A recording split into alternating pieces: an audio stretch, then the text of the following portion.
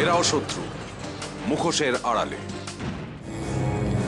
দেখো, আমাদের একটা নতুন প্ল্যান করতে হবে, একটা নতুন আস্তানা জোগাড় করতে হবে, কেননা এ মন্দিরে এখন অনেক লোক আসা যাওয়া করছে।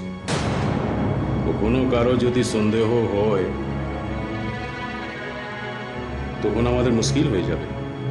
কোনো গন্ডগোল হওয়ার আগে আমি চাইছি কি একটা নতুন ঠেক আমাদের খুঁজে নিতে হবে। নন্দিনী মুখার্জি আর অমিত মুখার্জি, এ সালা দুটোর ঝামেলা থেকে আমাদের ফায়দা তুলতে হবে। এমন একজন লোক ফিট করতে হবে যাকে ও নন্দিনী भी विश्वास করে আর অমিত भी विश्वास করে।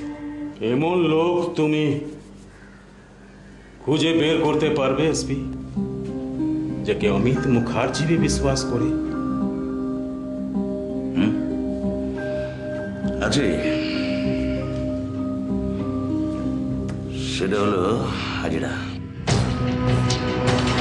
ভুল করছো এসপি, হাজরা লাখো টাকা দিলেও বেমানি করবে না। ফিলিপ, ওটা আমার বুঝ ছেড়ে দাও ভাই। শুধু এ ব্যাপারে কারো একটু সাহায্য দরকার, আর এই সাহায্যটা আমায় করবে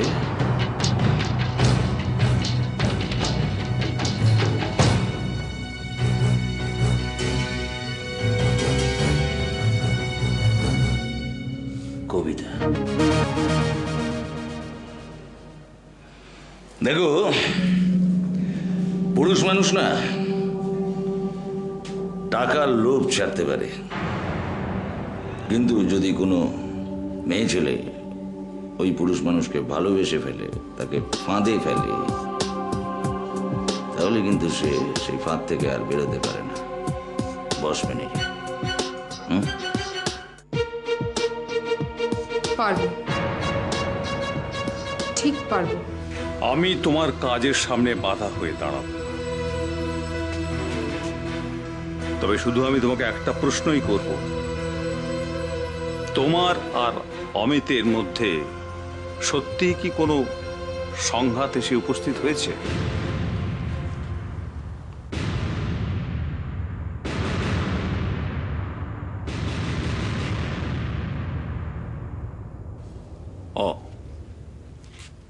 তার মানে হয়েছে। তাহলে বাবা, আপনি কি আমাকে সরে আসতে বলছেন? না না নন্দী,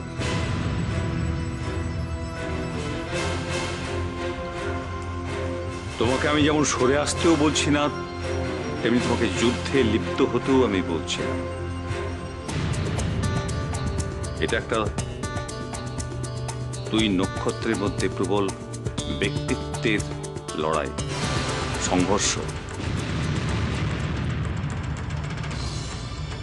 যার ফলে শুধু ধ্বংস আর ধ্বংস। এটা ভালো করে মাথায় রেখে তারপর তুমি তোমার কাজে এগিয়ে যাও।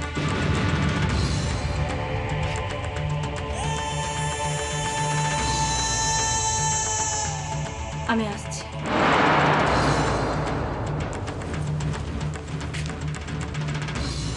এত কথার পরেও নন্দিনী চলে গেল?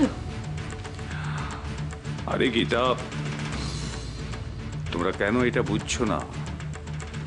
ও যদি শুধু তোমার বা আমার মতো কাজে ব্যস্ত থাকতো তাহলে ও তো মানুষের কোনো উপকারই লাগতে পারতো না। ও যে কাজের মধ্যে লিপ্ত হয়ে আছে, যে কাজ করতে চাইছে, ওকে ওর মতো করে সেই কাজ করার সুযোগ দাও। তারপর আমি দেখি অবসর সময় ওর সঙ্গে বসে আমি আলোচনা করে দেখব। এই নিয়ে তোমরা একেবারেই ভাববে না, ভাববে না।